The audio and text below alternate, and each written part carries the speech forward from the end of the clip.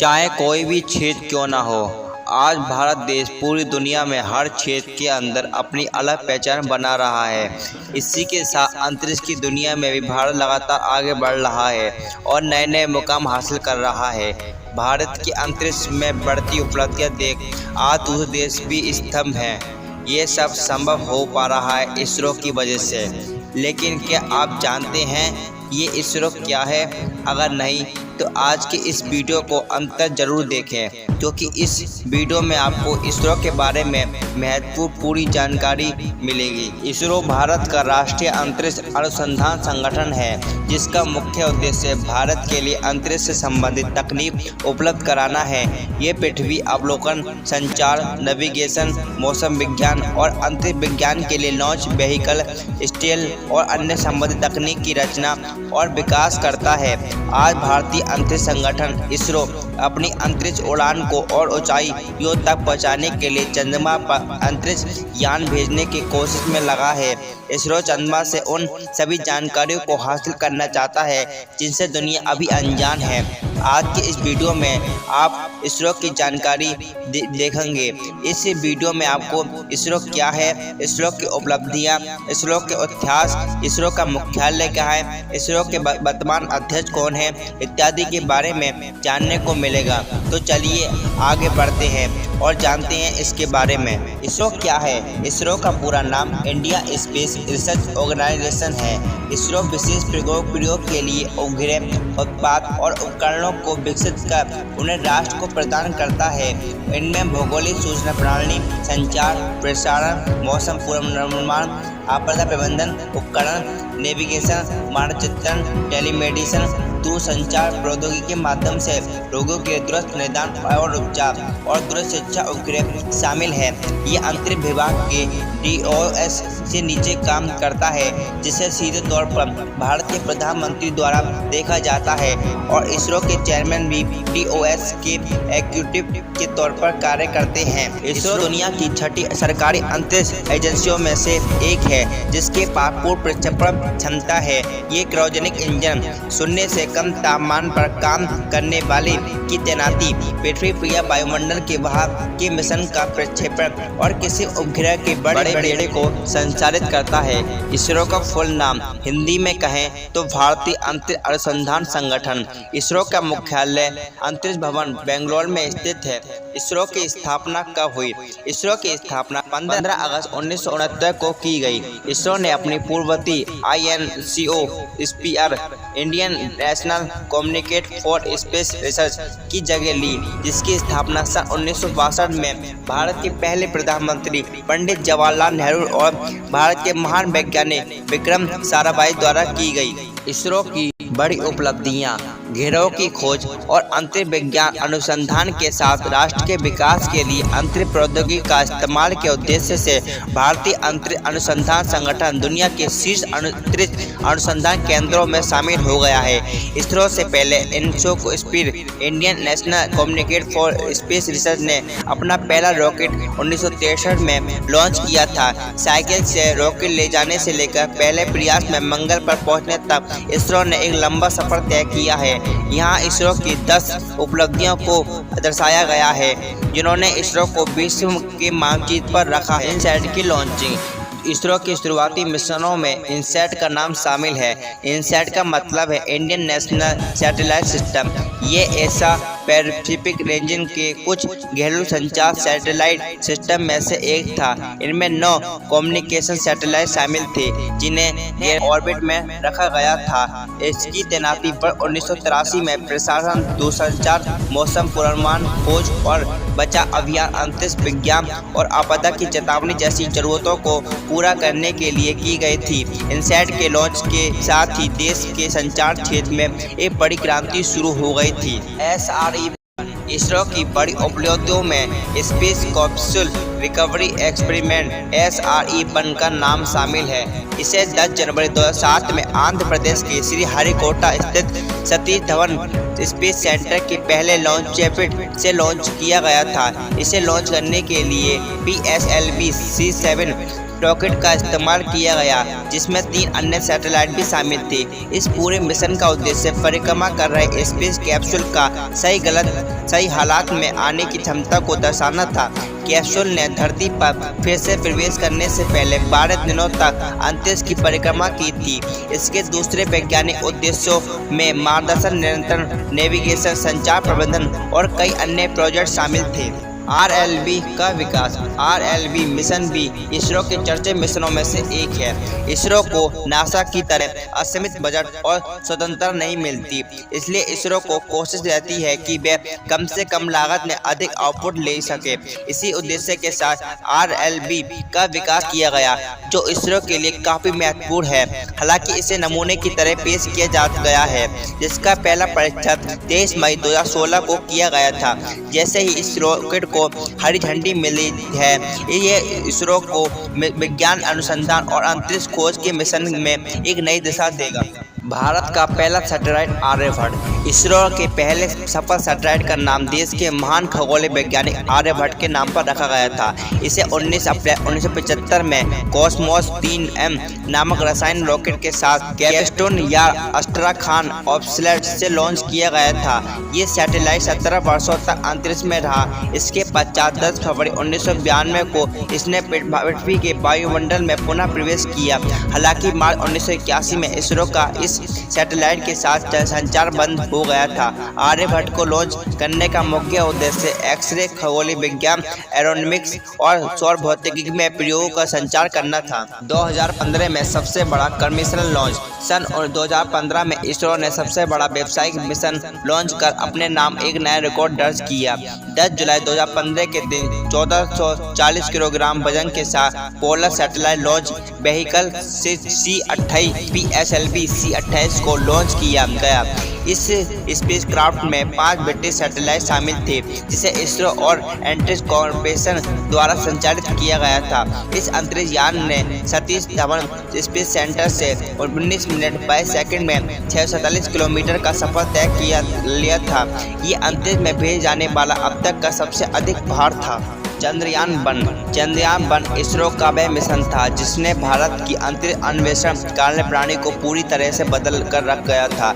ये चंद्रयान कार्यक्रम के तहत देश का पहला चांद संबंधी अन्वेषण था, जिसे अक्टूबर 2008 में लॉन्च किया गया था। इस मिशन में एक लॉन्च वेक्टर और ऑर्बिटर शामिल था और अगस्त 2009 तक ऑपरेशन में शामिल रहा।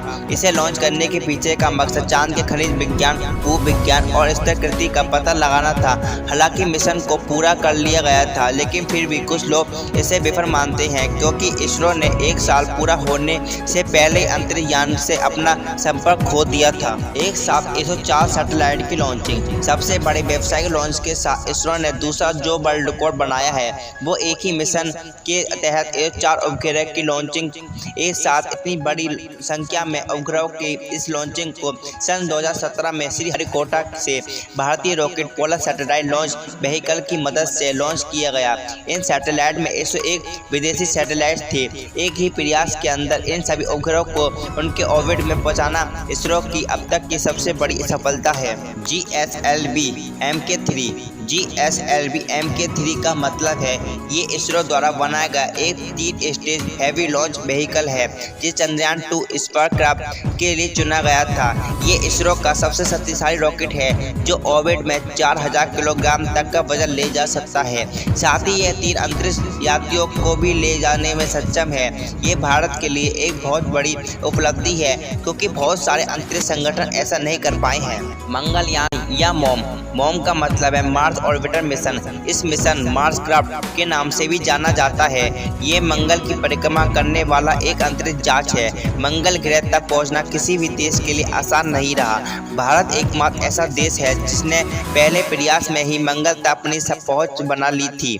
सिर्फ यही नहीं, इसरो ने इस मिशन को केवल 450 करोड़ में पूरा किया था, जो अब तक का सबसे कम बजट है। अमेरिका, रूस और के बाद मंगल ग्रह पर पहुंचने वाला भारत चौथा देश है। IRNSS की launching. Indian regional navigation satellite system Bharat का एक स्वतंत्र नेविगेशनल सैटेलाइट सिस्टम है, जिसे देश के लोगों को बिल्कुल सही जानकारी उपलब्ध कराने के लिए तैयार किया गया है। इसे लॉन्च करने के बाद भारत 5वां ऐसा देश बन गया है जिसका खुद का एक नेविगेशन सिस्टम है। इस सैटेलाइट सिस्टम को पूरा करने के लिए 7 सैटेलाइट को लॉन्च किया गया था। इसे इसरो द्वारा 29 अप्रैल 2016 को पूर्ण किया गया। ये भारत के भविष्य के लिए एक बड़ी छलांग है और देशवासियों के लिए बहुत ही बड़ा गर्व है। 2020 में इसरो की नई उपलब्धियां। इसरो द्वारा 2020 में 3 अंतरिक्षयानों को लॉन्च किया गया जो इस प्रकार हैं: GSAT-30, EOS-01, CMS-01, GSAT-30। 17 जनवरी 2020 के दिन GSAT को GTO में सफलतापूर्वक लॉन्च किया गया। इसे करहु GSAT-30 को CO2 में सफलतापूर्वक लॉन्च किया गया। एराइन 5 PA-251 लॉन्च व्हीकल के साथ लॉन्च किया गया। करने का मकसद NISAT-4A के रिप्लेसमेंट और कवरेज बढ़ाना था। इस उपग्रह को इसरो के A-53 के बस संरचना में संयोजित किया गया ताकि भूतलकाली कक्षा से C और KU बैंड्स में संचार सेवाओं का प्रदान किया जा सके। EOS-01 7 नवंबर 2020 के दिन सतीश धवन अंतरिक्ष केंद्र और श्रीहरिकोटा से EOS-01 उपग्रह को लो अर्थ ऑर्बिट LEO में सफलतापूर्वक लॉन्च किया गया। इसे लॉन्च करने के लिए PSLV C-49 EOS-01 launch vehicle का इस्तेमाल किया गया था। यह देश का पृथ्वी अवलोकन उपग्रह था। किसी वन विज्ञान और आपदा प्रबंधन में सहायता के लिए लॉन्च किया गया था। CMS-01 17 दिसंबर 2020 के दिन सतीश धवन अंतरिक्ष केंद्र श्रीहरिकोटा से PSLV C-15 CMS-01 launch vehicle की मदद से CMS-01 को GTO में सफलतापूर्वक लॉन्च किया गया। ये भारत का संचार उपग्रह है जिसे आवर्ती स्पेक्ट्रम के विस्तृत C बैंड्स की सेवाओं प्रदान करने के लिए लॉन्च किया गया। इसमें भारतीय मुख्य भूमि की अंडमान निकोबार लक्षद्वीप द्वीप समूह शामिल है। ये भारत का 42वां संचार उपग्रह है। का इतिहास। हमारे देश में अनुसंधान गतिविधियों की शुरुआत 1960 के दशक से शुरुआत में हो चुकी थी। इस दौरान संयुक्त राज्य अमेरिका में भी सैटेलाइट का उपयोग करने वाले अनुप्रयोग एक्सपेरिमेंटल स्टेज पर थे। अमेरिकी उपग्रह सिनकॉन 3 द्वारा प्रशांत महासागर क्षेत्रों में होने वाली टोक्यो ओलंपिक खेलों में बैटिव रेगन में लाइव प्रसारण कर अपने संचार उपग्रहों की शक्ति का प्रदर्शन किया। इसे डॉक्टर विक्रम साराभाई, जिन्हें भारतीय अंतरिक्ष कार्यक्रम का जनक कहा जाता है, ने अपने देश के लिए अंतरिक्ष तकनीक के फायदे को तुरंत पहचान लिया। डॉक्टर साराभाई को विश्वास हो गया कि अंतरिक्ष के संसाधनों द्वारा आम जन और समाज की वास्तविक परेशानियों को दूर किया जा सकता है। अहमदाबाद में स्थित PRL के डायरेक्टर के तौर पर डॉक्टर साराभाई ने देश के सभी कोनों में मौजूद योग्य और उत्कृष्ट वैज्ञानिकों, मानव विज्ञानों, संचारकों और समाज विज्ञानों को बुलाया और भारतीय अंतरिक्ष कार्यक्रम के लिए एक दल गठित किया। भारतीय अंतरिक्ष कार्यक्रम की शुरुआत बहुत ही योजनाबद्ध तरीके से की गई और इसमें 3 अलग-अलग एलिमेंट जैसे कि कम्युनिकेशन और remote sensing, space transcript system और एप्लीकेशन प्रोग्राम्स के लिए उपग्रह को शामिल किया गया। सन 1962 में डॉक्टर साराभाई और डॉक्टर रामनाथन के नेतृत्व में INCOSPAR Indian national communication for space research की शुरुआत की गई। 1967 में अहमदाबाद में स्थित देश के पहले ESCES की स्थापना की गई। साथ ही यहाँ भारतीय और अंतर्राष्ट्रीय वैज्ञानिकों और इंजीनियरों को प्रशिक्षण देने का कार्यक्रम भी प्रारंभ किया गया। ये साबित करने के लिए एक सैटेलाइट सिस्टम राष्ट्र के विकास और महत्वपूर्ण भूमिका निभा सकता है। इसरो ने साफ कर दिया था कि अनुप्रयोग विकास की शुरुआत के लिए स्वदेशी उपग्रह का इंतजार करने की जरूरत नहीं है, जबकि विदेशी उपग्रह का उपयोग प्राथमिक चरणों में किया जा सकता है। हालांकि ये एक पूर्व विकसित उपग्रह प्रणाली के परीक्षण से पहले राष्ट्र के विकास के लिए दूरदर्शन और माध्यम की क्षमता को साबित करने के लिए कुछ नियंत्रित परीक्षणों को जरूर समझना होगा।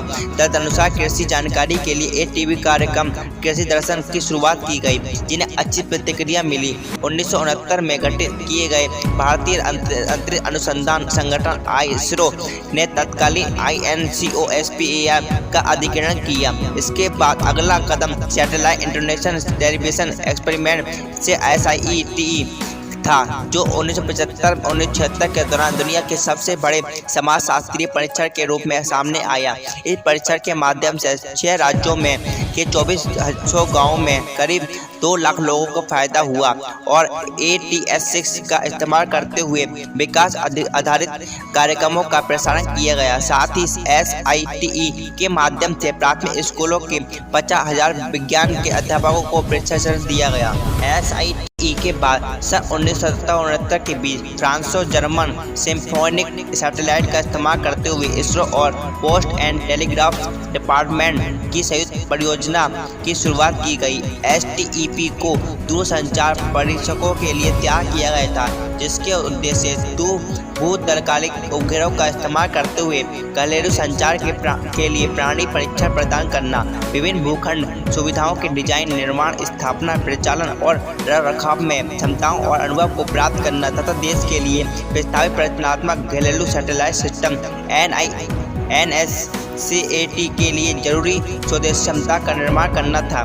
SITE के बाद KCP की शुरुआत की गई, जिसने गुजरात राज्य में के खेड़ा जिले के लिए आवश्यकता अनुसार स्थानीय विशिष्ट कार्यक्रम के प्रसारण के लिए एक क्षेत्र प्रयोगशाला के तौर पर कार्य किया। सन 1984 में KCP को UNESCO IPDC द्वारा कुशल ग्रामीण संचार के लिए पुरस्कार प्रदान किया गया।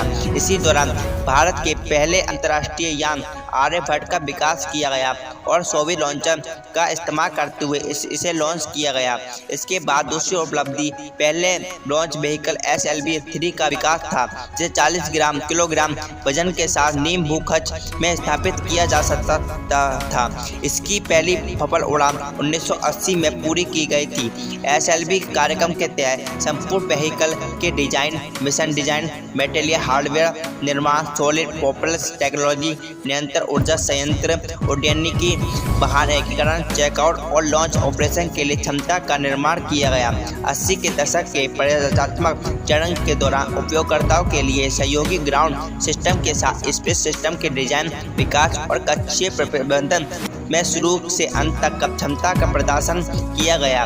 भास्कर 1 और भास्कर 2 रिमोट सेंसिंग के क्षेत्र में ठोस कदम थे, जबकि भविष्य के संचार उपग्रह प्राणी के लिए एप्पल अग्रदूत बनकर सामने आया। जटिल SLV के विकास में भी नई तकनीक का प्रदर्शन किया, जैसे कि स्ट्रैप ऑन का इस्तेमाल, बल्ब नुमा ऊष्मा कवच, बंद लूप मार्गदर्शन और डिजिटल ऑटो पायलट। इससे जटिल मिशनों के लिए लॉन्च व्हीकल डिजाइन की कई बारीकियों के बारे में जानने का मौका मिला, जिससे PSLV और GSLV जैसे ऑपरेशन लॉन्च व्हीकल का निर्माण संभव हुआ। 90 के दशक के परिचालनात्मक दौर के समय 2 व्यापक श्रेणियों के तहत प्रमुख अंतरिक्ष अवसंरचना का निर्माण किया गया। इनमें से एक इस्तेमाल बहुउद्देशीय भारतीय राष्ट्रीय उपग्रह प्रणाली INSAT के माध्यम से संचार, प्रशासन और मौसम विज्ञान के लिए किया गया, जबकि दूसरे का इस्तेमाल भारतीय सुंदर संवेदन उपग्रह IRS प्रणाली के लिए किया गया। इस चरण के विशेष उपलब्धियों में ध्रुवीय उपग्रह प्रोमोचक रॉकेट PSLV और भूतलीय काली उपग्रह प्रोमोचक रॉकेट GSLV का विकास और संचार संबंधित है। इसरो के वर्तमान अध्यक्ष कौन है? इसरो के वर्तमान अध्यक्ष या चेयरमैन के सिवन है। इनका जन्म 14 अप्रैल 1957 को हुआ था। इन्होंने इससे पहले विक्रम साराभाई अंतरिक्ष केंद्र और तरण प्रबंधन प्रणाली के डायरेक्टर के तौर पर काम किया है। भारत के प्रथम अंतरिक्ष यान का नाम इसरो के प्रथम अंतरिक्ष यान का नाम आर्यभट्ट था, जिसे पूरी तरह से भारत में बनाया गया था।